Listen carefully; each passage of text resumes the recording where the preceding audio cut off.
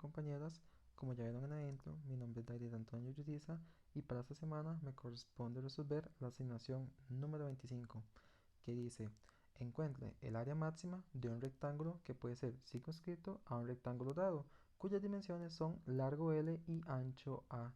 Este enunciado corresponde a un problema de optimización, una de las aplicaciones de la derivada. Estos problemas no tienen un algoritmo ya establecido, más sin embargo nos podemos dar una especie de receta a seguir para poder comprender el ejercicio y de esta forma resolverlo.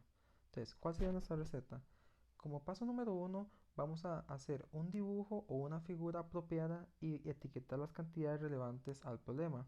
Posteriormente encontraremos la función a minimizar o maximizar. Encontraremos una ecuación auxiliar que nos ayude a eliminar las variables y expresar la cantidad como una única función. Vamos a establecer el intervalo de los posibles valores a partir de las restricciones físicas del problema y posteriormente y final vamos a encontrar los puntos críticos y utilizaremos las técnicas necesarias para encontrar los extremos buscados. Entonces, ¿cuál va a ser nuestro dibujo que modele este problema? De esta forma tenemos un rectángulo circunscrito en otro rectángulo con los elementos relevantes. ¿Cuál es nuestra función a maximizar? Nuestra función a maximizar es el área del rectángulo externo.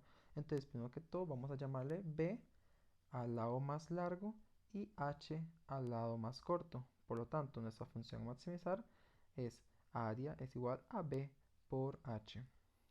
¿Cuál va a ser nuestra ecuación auxiliar? La ecuación auxiliar va a ser una que intente relacionar los elementos que quiero maximizar con los elementos que el ejercicio me está ofreciendo. Entonces primero vamos a ir desmenuzando un poco este asunto de la función objetivo, que es el área igual a B por H. Vamos a irla desmenuzando un poco. Entonces, ¿quién es B? Llamémosle a los vértices C, F, D, G y E. Entonces, B es exactamente igual que decir que es la distancia desde C hasta D. ¿Y quién es H? H es exactamente igual a la distancia desde D hasta E. Por lo tanto, yo puedo llamar como una primera ecuación auxiliar al área igual a CD por DE.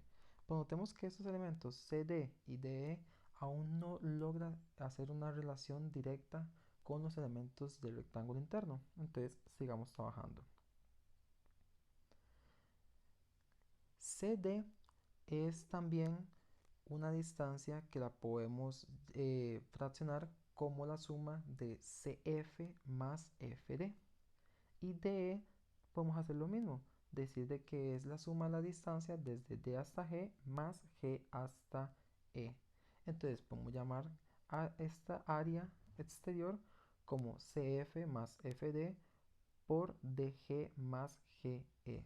¿Para qué hacemos esto? Esto con el fin de buscar cómo vamos a relacionar mediante una única variable a los elementos del rectángulo externo con los del rectángulo interno. ¿Y cómo lo vamos a hacer? Vamos a usar esos triangulitos que estoy marcando. Esos triangulitos, mediante la variable cita, va a relacionar los elementos del ángulo externo, perdón, los elementos del rectángulo externo con los elementos del rectángulo interno. ¿Cómo lo vamos a hacer? Usando las razones trigonométricas. Voy a resolver este rectángulo naranja. Entonces recordemos que las razones trigonométricas, el seno del ángulo cita es opuesto entre hipotenusa, el coseno es adyacente entre hipotenusa y la tangente es opuesto entre adyacente. En ese rectángulo naranja, CF es el lado adyacente de mi ángulo cita y L es mi hipotenusa. Por lo tanto, vamos a usar el coseno. Coseno de cita va a ser igual a adyacente sobre hipotenusa, donde el adyacente es CF y la hipotenusa es L. Despejando esta ecuación para tener cuánto es CF en términos de cita y relacionándolo de esta forma con el lado del rectángulo interno, nos va a quedar que CF es igual a L por coseno de cita. Ahora bien, los otros cuatro lados, en este momento puedes parar el video y realizarlos tú mismo. ¿Ya los tienes? Perfecto, continuemos. Entonces, haciendo un resumen de los cuatro lados del rectángulo externo relacionándolos con los internos mediante la variable cita, vamos a tener que CF es igual a L por coseno de cita. FD es igual a A por seno de cita, DG es igual a A por coseno de cita y GE es igual a L por seno de cita. Entonces, de nuestra ecuación auxiliar que teníamos que era el área es CF más FD por DG más GE, podemos ahora sí reemplazar todos estos valores y dejarlos en una sola variable, que la variable es z. Entonces, si lo reemplazamos, nos va a quedar esta expresión. Esa expresión es la que vamos a maximizar, pero antes de hacerlo, para no tener que irnos a la complicación de cuando hacemos la derivada, entonces vamos a primero a simplificarla al máximo para que nos quede una más bonita y más fácil de trabajar. Entonces simplifiquemos. Tenemos dos paréntesis que entre ellos se van a multiplicar. Nos va a quedar la siguiente expresión. Noten que el primer elemento y el último elemento tienen el AL en común. Entonces sacando el factor común en el primero y el último, sería AL multiplicado por coseno al cuadrado de zeta más seno al cuadrado de zeta. Y noten que los dos del centro también tienen en común el coseno de zeta y el seno de zeta. Entonces, vean que el factor común de AL es coseno al cuadrado de zeta más seno al cuadrado de zeta, y esto corresponde a la pitagórica, que la pitagórica nos dice que coseno de zeta más seno de zeta al cuadrado, ambos, esto da 1. Por lo tanto, podemos ir simplificando un poco más la expresión. Vean que del lado derecho tenemos coseno de zeta y seno de zeta, muy parecido a la fórmula del ángulo doble del seno, pero ¿qué nos hace falta? El número 2. Entonces, para poder obtenerlo, multipliquemos por 2 y dividamos por 2. Y ahora sí, vamos a tener la fórmula del doble ángulo del seno.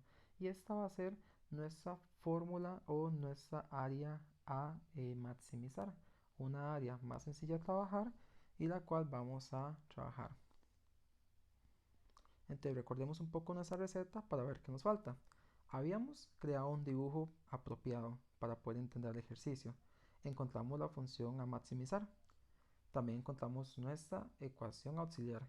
Ahora tenemos que encontrar cuál es el intervalo de los posibles valores y además utilizar las técnicas apropiadas para encontrar los máximos y los mínimos o los extremos.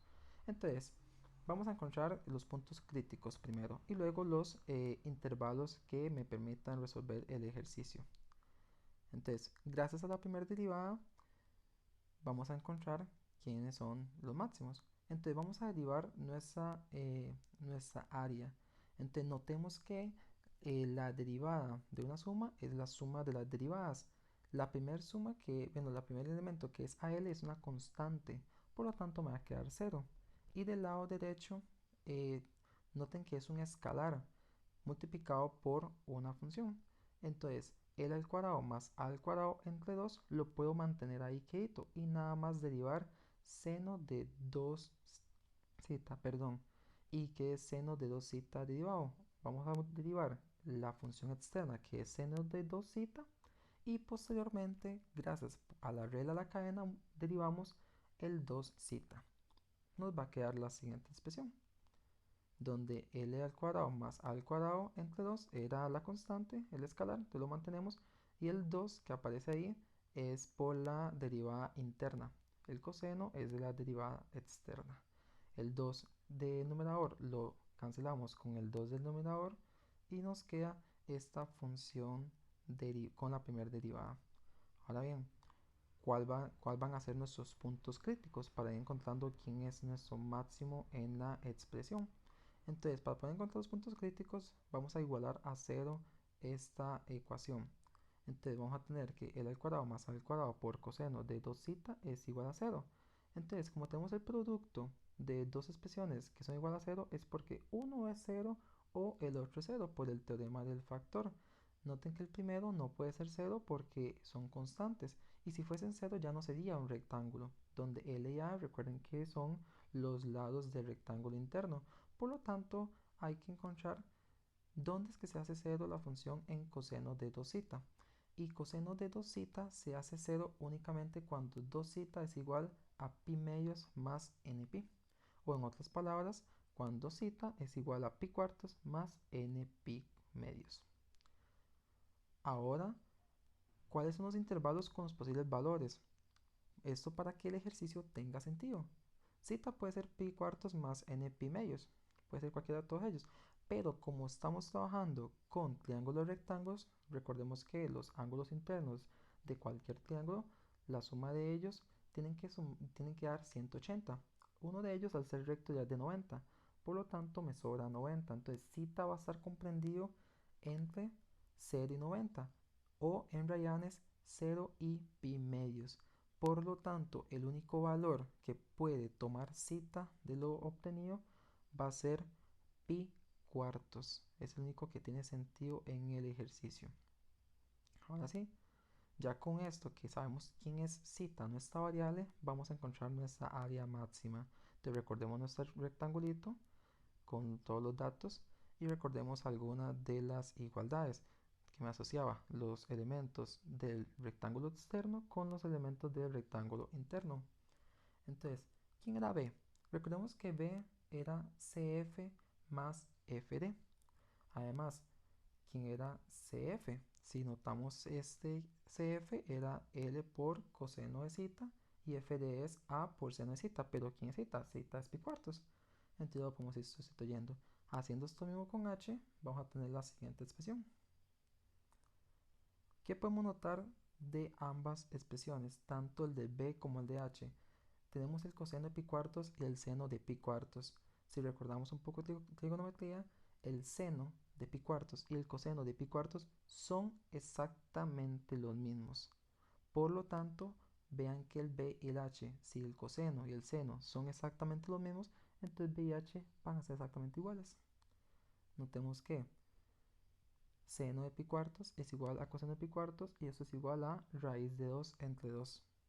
Entonces B y el H van a ser estrictamente iguales y van a ser igual a L más A por raíz de 2 entre 2. En otras palabras, por lo tanto, el rectángulo máximo que se puede circunscribir a un rectángulo siempre será un cuadrado. Y esta va a ser nuestra figura. Muchas gracias.